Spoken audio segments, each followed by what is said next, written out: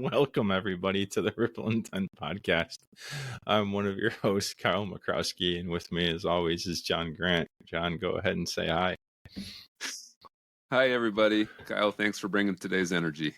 Yeah, you're welcome. I think I'm going to attribute that to our guest.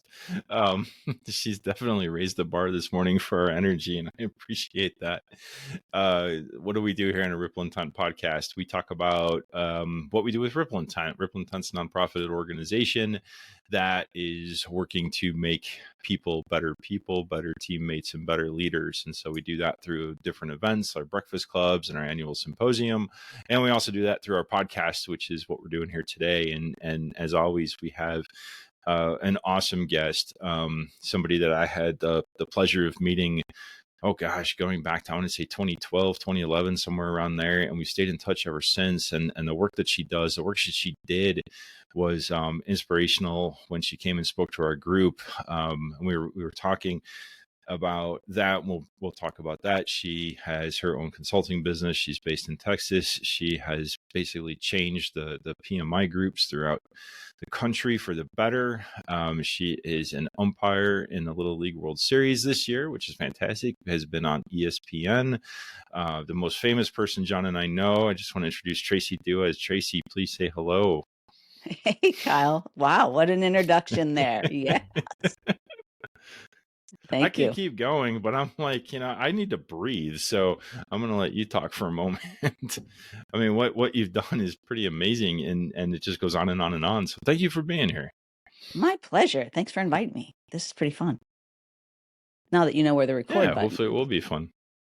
That does help. So yes, I did not have the record button on my screen when I went to start our recording this morning. So luckily I was able to figure out where that was, and, technically challenged, but we made it work. Yeah, that's what it's all about. Yeah. So geez, where do we want to start? How about we start with what are you doing these days? What are you doing now? Doing these days? Wow, that's a big question.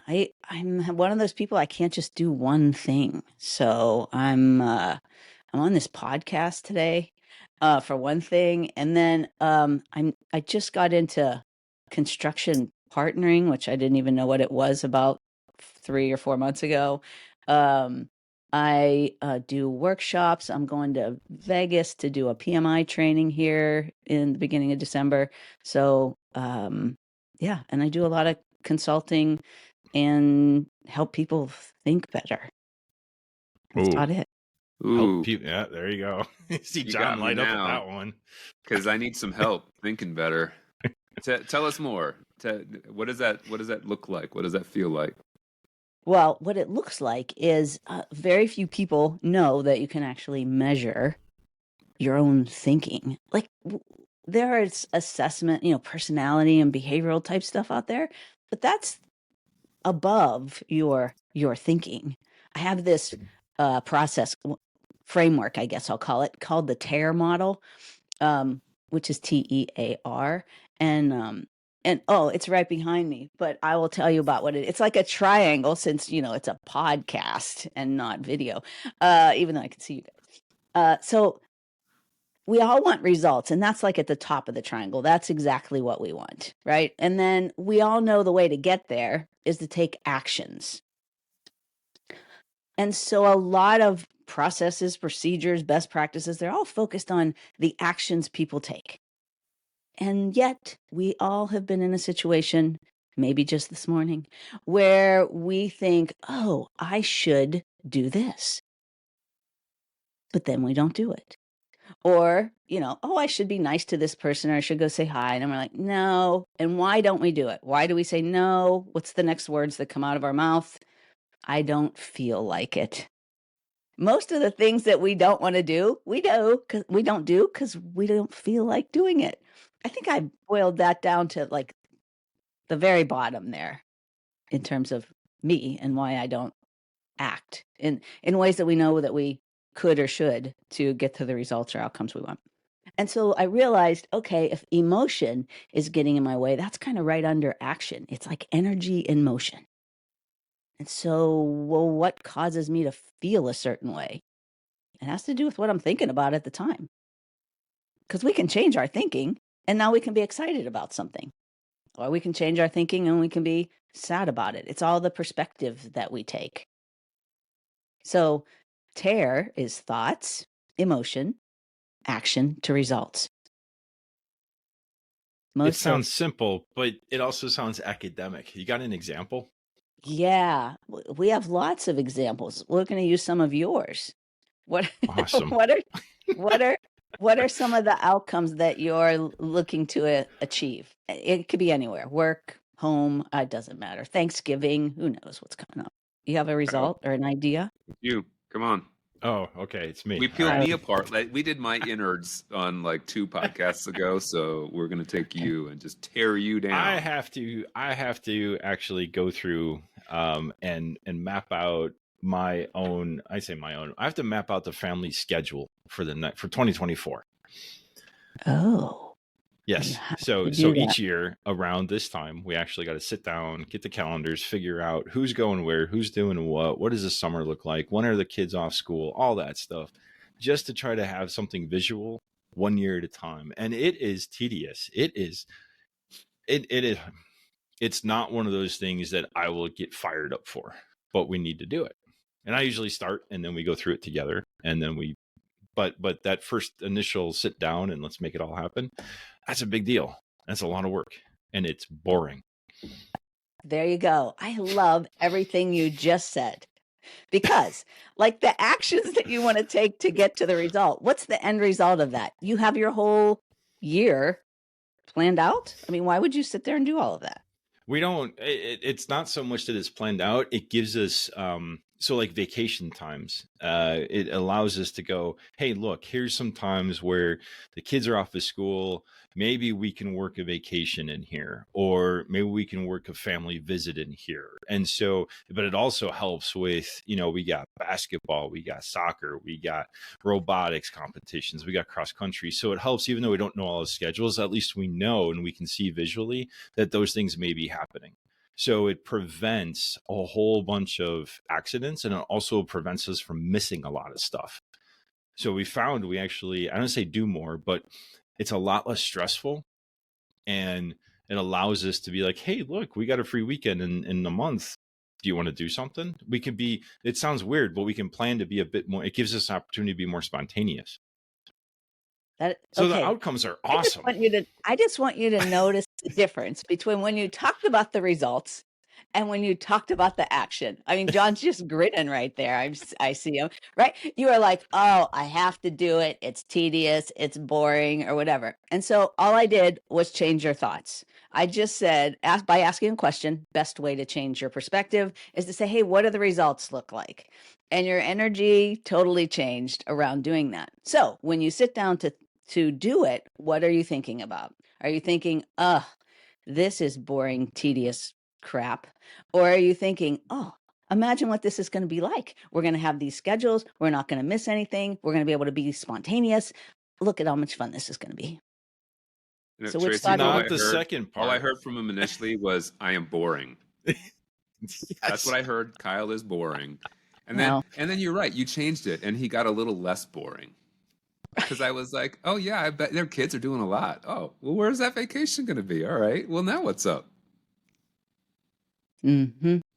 So that's the whole tear. It can be a tear too. I mean, tears spelled the same way. You could be crying if you keep your thoughts the same as they were. Like, I have to, I should, I must. And there's no such thing. You don't have to do anything. Everything you do in life, you do because either you want to, you get to, or you choose to. That's it. You don't have to pay your taxes. You don't have to pick your kids up from school. You don't have to do any of that stuff. You get to do those things. Or at least you choose to, because you don't like the consequences. We had this long conversation this weekend about gratitude with a group of people. And we were talking about how you're supposed to be thankful for everything all the time. And some people were like, are you kidding me? I really have to be thankful for that guy in the left-hand turn lane who doesn't turn left on the yellow, and only have to sit through a whole nother light cycle while we sit there and they're not even paying attention. And it's like, I'm supposed to be thankful for that. And it was like, yes, is the easy answer. But the reality is, no, you're not thankful for that. You got to be thankful that you're in that moment, and that's the piece of it. It's funny. I wrote down the results, excited. The actions to get there, they suck. And I don't know if that was really your point, but that was my mentality, because it's like the tedious work. And then I was thinking, as you were describing it, that it's like training for a race or exercising for the end result. It is hard. I wouldn't say I would change my word from suck to it's difficult, and it's work, and you got to put it in there. But you're doing it because you keep reminding yourselves of what the result is going to be. And talking about that, so my kid, my oldest kid, he's a junior. He just finished cross country about a month ago, not even. And his last meet, he was really excited. He was going to go for a personal record, and he had a time frame in mind, a target in mind, and he missed it. And he was pretty upset with himself afterwards. I mean, he was really upset, and like beating himself up, kind of upset. And there's a lot of people there trying to condole him, and hey, you did good, and you had a great season, and you did this and you did that and all that stuff. And he was still very frustrated. And so I pulled him aside and I grabbed him. I said, "Hey, feels like crap, doesn't it? Yeah, you're pretty mad and angry, aren't you? Yeah. Remember this feeling." And I'm telling you that, remember this feeling, because in a month, when I say, "Hey, get off your butt and go run," you're going to go, meh, meh, meh, meh. And I'm going to remind you, remember what this felt like? So yeah, now I can go tell them, "Hey, I talked to this person, and if you remember this tear model," reframe it. Because that's all you're talking about doing, is reframing it. I say all that's I'm not minimizing this by any means. This is hard. This takes practice. Yeah. Well, it's about shifting perspectives. And what are you choosing to focus on? Are you choosing to focus on the suck, which is okay if you feel competitive that day and we just want to get through it? Like when I had COVID, I'm like, shoot, I don't care. I'm just still doing the stuff I want to do. I don't care how tired I feel. It's a competition to me whenever I'm sick. I'm just like, you're not going to win. Whatever that little bug is. But it's just you're talking about the cold, not yourself. Okay. Yeah. I got you now. Yeah. The cold, the bug, Okay. whatever it is, win. And so it's just about shifting your perspective from what are you going to focus on? I mean, okay, if you go back to the guy in the left turn lane who didn't go through the yellow light, what are you going to focus on? Are you just going to still be mad at something you have zero control over? Or are you going to take back the agency you have over your life and, I don't know, find a better song on the radio or something, whatever it happens to be that you can do in that 2 minutes now that it's going to take you before the light changes again. You decide every minute what you're going to do with your day. And that's really what changed my life. So people always wonder, why do I even talk about neuroaxiology? It's just a blend of neuroscience, how your brain works, and axiology, which is a value-based science based in math that teaches you how your brain works. Oh, now you've actually really, really got my attention. You start talking about math. Yeah, there you go. Sorry, my engineer just kicked in. Yeah. So is that where you're pulling in? There's a measurable component, because you mentioned that at the outset, right? There's a way to actually kind of go through and measure this. And I feel like a little bit in terms of the agency component, this is where, when you start getting really down on yourself, and I think we're all our own worst critics, that's really like the kick in the pants. You're like, this is ridiculous. I don't feel like doing this anymore. I'm just exhausted. I don't have the energy for it. So I kind of get pulled out of that positive mindset, and sometimes it's hard to get back in. But like, how do everyone loves for things to be measurable and actionable, right? So how do you then kind of take that and make it measurable? It was formal axiology was kind of founded or pulled together by a guy by the name of Dr. Robert Hartman. And he had a PhD in math. He had a PhD in philosophy. He had his JD. Like, he was just genius, I guess. I don't know. But he was born in Germany in the early 1900s, and he wanted to organize good the way he saw Hitler organize evil. So axiology is all based on that, and he did it using math. transfinite calculus and set theory, if you really want to know, which is kind of fun, kind of nerdy for you, Jon. And that piece of it, there is an objective hierarchy of value. And we all know it, like in our hearts intuitively, but we find it hard to understand and talk about it. And he allows us to do that. So let me give you a quick overview. There are 3 dimensions of value, and you work in them all the time. So the lowest, mathematically the lowest dimension of value is systemic. This has to do with the ideas and systems and processes and best practices that we put into place, right? And we're all about processes, especially in PMI and engineering, all that kind of stuff. Now, the process, the idea, the expectation is important, but it's not as important as what you do with it. So you have an idea for an iPhone, and then that's worth something. Then you actually create the iPhone. That's worth a lot more, right? So we go from systemic to what's called extrinsic, measurable or tangible, extrinsic, tangible things. Now, most of our lives, we are spent thinking that those are the 2 dimensions of value. Have a good idea, have a rule, have a process, follow it, don't follow, whatever. And so we're measuring, we're flipping back and forth between that. The infinitely valuable piece of all of that is the human experience, the intrinsic piece. So let's go back to the iPhone. Had an idea, you generated more value by creating the iPhone, the actual tangible thing. That isn't the most value of it. The most value you can get out of it is the human experience of it, which is why people will pay over $1,000 for something that if you took the pieces apart, it might be worth 10. Because what you can do with it, how you can experience it. And so that's the intrinsic piece of it. So the intrinsic is always infinitely more valuable than the extrinsic, and the extrinsic is more valuable than just the idea or the plan, right? Interesting. I buy into that, though. I mean, for me, like, even like to the point of you're still talking material things, right? So, like, I'm not a big gift person. I'm not a big receiver, but I do love an experience. So, if the experience is connected to a physical object, that's cool. But the experience is the important thing. So, yeah, I'm on board. Yeah.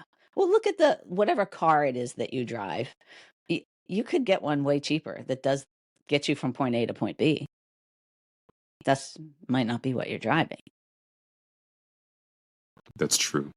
I mean, I'm like, well, I don't know. Now, I mean, my car, I really actually like the car I've got for the first time in my life. So, there you go. No, but you're right. The experience I have as a result of the thing, which does happen to get me point A to point B.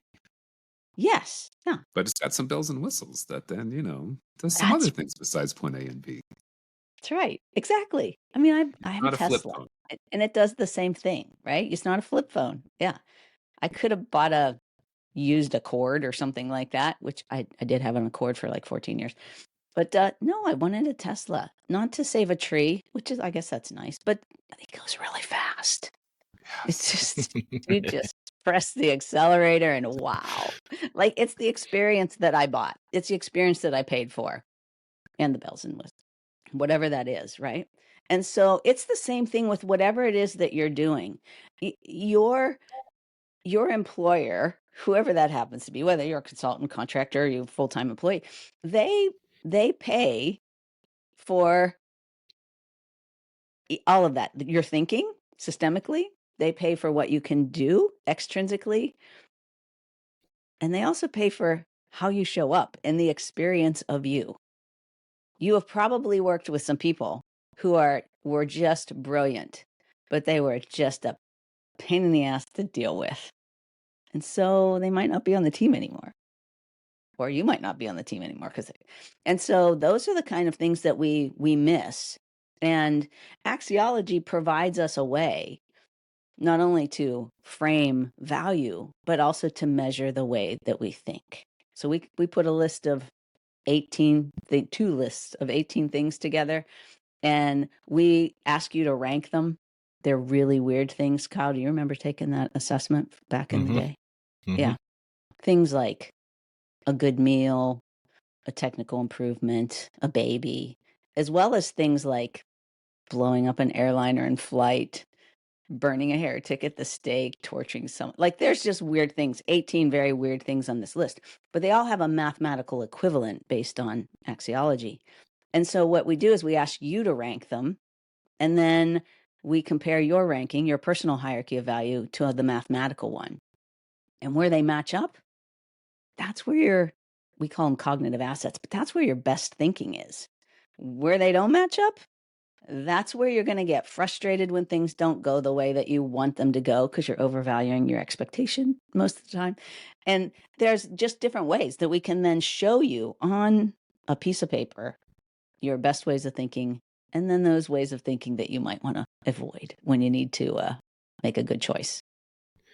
We gotta get tangible for a second on this, because what, as you're describing this, what I keep going to in my mind is the systemic and the extrinsic piece. You say that you're engaged regardless where you work in all three, but where my mind is going is there's definitely a heavier emphasis on two of the three. The experience is more of an accidental, like, yay, you're a good person, or hey, look at that, people like working with you. That's kind of a bonus. But you're hired for what you know and what you can produce. And so it's almost like the human piece, which you're saying is most important, is the one is actually least valued in the working world. Yeah, and Dr. Hartman did some studies on this, and he talked about how when people are valued as a human doing, they'll do their work. But when they're valued as a human being, they'll give you about 40% more of their cooperation, productivity, and buy-in, which does increase the extrinsic and the systemic that they're giving you, but we don't focus on it. And so we don't see that. He did some studies where he went into factories back in the early 50s, and he encouraged the owners of these factories to give the workers a 15-minute break in the morning and a 15-minute break in the afternoon instead of just their lunch break. And the little bean counters did all the number crunching. And in this one factory in Baltimore, they were going to lose 100,000 man hours. And they said, there's no way we can do that. I don't know how he talked them into doing it, but we take breaks now. And they do in manufacturing. And so they did. And they got a 40% increase in productivity and also a 40% increase in profits by giving people a break. It doesn't make sense extrinsically or even mathematically, systemically, but it does when we take into consideration the human factor. And think about the leaders that you want to follow. Do you want to follow them because they're brilliant? You want to follow them because of how they show up, that intrinsic piece. For sure. Now look what you guys thinking. Look at that. Yeah, right. Right. You can see the processing across our foreheads as we take this in. But no, it's the resistance. I mean, there's studies that show, and people do know, that once you get like that 46, 48 hours of work in a week, that your productivity of doing the same work, your productivity drops exponentially each hour thereafter. So you may as well just stop at that point. It's not worth it. And then there's other folks who but we still do these things out of quote unquote necessity. We have to work. We have to get this stuff done. We have to do all these different things. And so it goes back to your tier, right? Where you start thinking about the result is ultimately this will benefit everybody, project, the company, the whatever. Yet we continue to fight with ourselves as well as our work. Because we keep going back to, we have more work to do. We have to stay busy. We have to do things. We have to get stuff done. We have to check stuff off the list, rinse and repeat. And you mentioned the human being piece. We kind of, isn't it really easy just to forget that part? Well, yeah. And it's been our history. It's been part of like the evolution of mankind, follows the same hierarchy of value. Like first, as human beings graced the planet, we were focused on survival. That's systemic. You either survive or you don't. Like that's a 1 or a 0. That's what most systems are, right? 1s and 0s. Then we kind of conquered survival. We're pretty good at living past 27 years old or whatever it was. And so now we're into a success, extrinsic success. Now we don't measure our worth or how good we're doing by our survival. We measure it by success. Like, what are the things that we have, the things we've accomplished? And then what you're seeing now in the latest generations of I'll call them kids that come into the workforce is that's not even enough. They've had all of the stuff. They've had the world at their fingertips for their entire life. And so you're trying to motivate them with extrinsic stuff. And they're like, nah, let me just look up this thing and see how much it really is. And it's all right there, right at their fingertips. And so what they're looking for and what we're looking for as we grow in our societies and in our evolution is significance. And that's the intrinsic piece of it. You can't measure that. Intrinsic is immeasurable, but you can measure success, right? The number of tasks you've checked off, the amount of money you make, whatever. And so we're following the same hierarchy of value throughout our lives. And when we learn to tap into that, we start to see how companies, just like Google, for instance, right? They have this 20% time or whatever they call it, where you can work on your own stuff for however many hours a week. And they were successful in doing that. That's where a lot of the stuff that we use now that comes from Google came from. And you just get your own team together. You lead them and you say, hey, you interested in helping me with this? And there you have it. Google Mail is developed or whatever. Talk about significance for a minute, because you I was hopeful. You were like, you're explaining my kids, and then I was like, no, I don't get it. What? So, what's important to them? But you talk about significance, and so where I go in my mind, Jon, is like a lot of construction projects. We try to tie the purpose and the outcome of why we're doing what we're doing to this project is significant. You know, there's a new school going up in our neighborhood, and it's like doing it for the kids. And each day that people show up, and it's like, I am so far removed from those kids, that significance is not really meaningful to me. Or if you're building a hospital, if you're working in whatever you are working in, you try to tie that ultimate outcome, but it's often really far away. So I don't think that's the significance you're talking about, but maybe that's our first attempt at trying to bridge that gap. Significance is usually something greater than ourselves that touches us, touches our heart in some way, right? And so maybe the school isn't it for you because you haven't seen what that means. Maybe a hospital isn't it for some people because they've never been in one or they've never seen what can happen in there and the lives that can be saved, right? Or that experience, the human experience is part of significance. And so we want to understand what that's going to feel like. What's it going to feel like when that hospital gets built and now a relative of yours has to go there? What's that going to be like? That's right here instead of 40 miles away or wherever it happens to be, right? Those are the pieces that I think a lot of leaders fail to continue to keep in front of their project team or in front of their team. They forget to remind them of why we're doing this. I mean, when I was in IT consulting, it seemed like the only reason I was in IT consulting and we were looking to do this or do that was to make the owners of the company rich. Stay billable. You do this, you do that. We need to do this. For what? Like, what's the big deal? Oh, so we can get another contract with the Defense Department or wherever we have it. It's the city of Houston. And what? Nothing, right?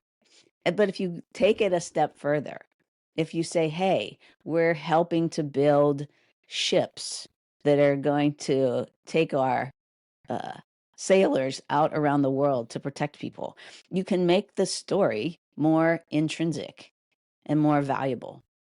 And that's really what it's about, is taking it. And some people don't see intrinsic value. That's not their strong suit. Remember, we can measure thinking. Some people are very good at systemic, but they understand that people are important. I have one of my favorite clients. His name's DJ. He worked He was a young engineer when I first met him, and really strong when we looked at his thinking in terms of being able to see systemic value. And he understood that people were needed to implement the systems that he was coming up with. And so he put a system in place to go value people. He made it a point to go say hi, to see how they were doing, to be present while that was, but it was all a system. He was very sincere when he implemented his system.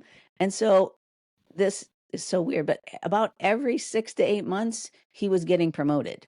Until he got promoted in about 2.5 years, where there was no other place to go unless like somebody died in the company. So he went to another company where he started out, and about 4 months in, they're like, hey, do you want to lead this team? Do you want to do? And it's just amazing. You use whatever your strengths are, your thinking strengths, to create the energy, to take the action, to get to the results of the outcomes that you want.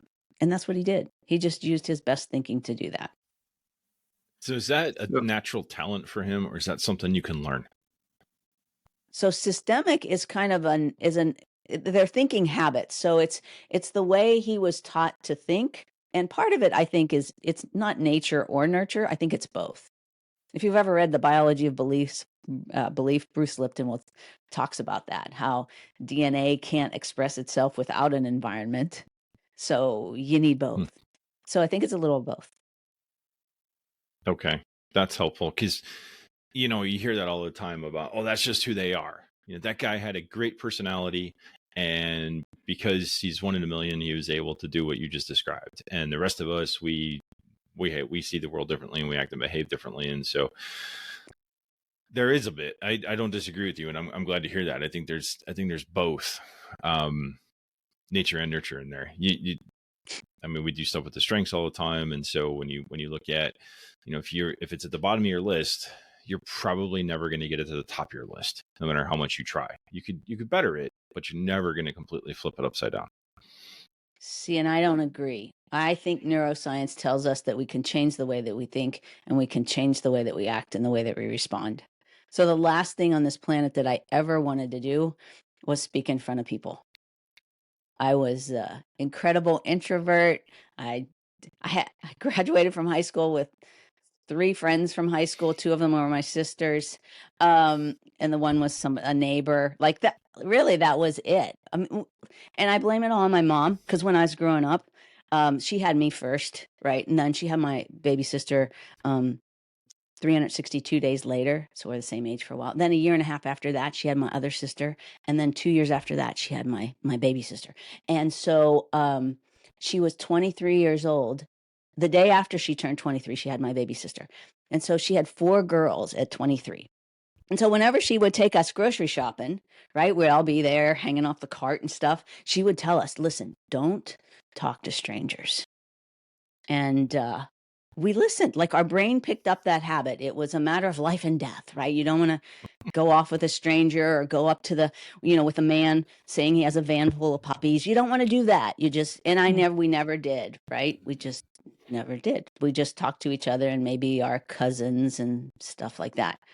By the way, don't talk to strangers is still in my head, and here I am with you two. Great. Don't tell my mom. I've got a van full of puppies in the garage. You do. Right? You're that guy. You're that guy with a panel van full of puppies too. So throughout my career, I didn't want to talk to strangers. I don't know, my early 30s, I was director of an IT consulting company, and they merged a bunch of groups, and they had me lead this bunch of groups. I had like 100 direct reports at one time, which is it's irresponsible of whoever put me in charge of 100 people. I mean, Jesus only had 12, and one of those went off the rails. So what was he expecting me to do? I don't know, right? So those are the things that I hated. I hated it. And when I understood, when I first took an assessment and it measured the way I thought, and it said I was good at valuing other people, and I was like, I don't even like people. Like, my work would be a lot easier if it weren't for people. However, what I do in neuroaxiology, that assessment changed my life. And so I started believing it. And I started my own company. And I didn't know how to get any business. I was on the delivery side and consulting. And so I went to a PMI meeting. I realized I had fired more PMPs than I did people who weren't certified, because we were in consulting and they just went in and put processes in, and we're all about processes and not about the business that we were helping. So anyways, I went and I spoke there. Houston. I mean, Houston's what, the third largest PMI chapter or whatever. So I spoke in a couple places in front of 60 people, and all I kept focusing on was valuing them. I didn't focus on me because I thought I was a big loser. So, because I didn't have any friends. It all made sense in my head anyways, right? And it is amazing how easy it is to do the things in the human doing world that you want to do when you can just be who you want to be, because you know how to think better. And that's why I have this message. That's why, when Kyle saw me speak, where were it? Portland? Is that where we were? Yeah, in Portland all those years ago. It's the same message. It just keeps being refined in terms of how to help people just manifest whatever their heart desires, because it's really about that. That it is. That's a great way to wrap up the conversation this morning. Lot to think about, lot to take away. Really enjoyed the time. Thank you for being here. This was cool. This was a great conversation. We'll have to do it again. Yeah. Let's do that. Yeah. Did we go anywhere? I think we went somewhere there through all of that. I don't know. I wrote a lot of stuff down. I don't know about you, John, but I wrote a lot of stuff down from this conversation. So I almost gotta hear it again when we're all said and done. I gotta listen to this one again. This was really cool. Yeah, there's a lot that I'm processing. I see the complexity that you're talking about, right? Because everyone comes in with the me focus. And so what you're actually saying is there's some learned ability to change it from a me to a you or a we. And how do you make sure you're valuing others? And I think it is a both and from an organizational standpoint. You could take care of the organization and take care of the people, but that takes a mindset, sometimes a shift. It takes a certain mindset to get there. Oh, I love it. Yeah. And to make it a little more real, if you'd like, your listeners can take a free assessment, that assessment that I mentioned. If you want, they can take that. They can go to myvqs.com/podcast, and they can just take that. They can rank those 2 sets of 18 items, and they'll get a report back with 3 of their results in it. One of their cognitive strengths or assets, as we call them, and a couple of those thoughts that are going to get in their way. Very cool. How do people get a hold of you, Traci, if they want to find you? LinkedIn's the easiest way. You can get all my information out there, or you can just go to traciduez.com. Is the other way. Perfect. Awesome. That's great. And I'll have that in the link in the description as well, so people can find you. Thank you for the time. Same thing with Ripple Intent. You want to find John, you want to find me, you want to find Ripple Intent, go on LinkedIn. We're all over there. And of course, rippleintent.org with that. As always, we have to say thank you for listening. Thanks for being a part of what we do. And we will see you next time on the next podcast. Everybody take care.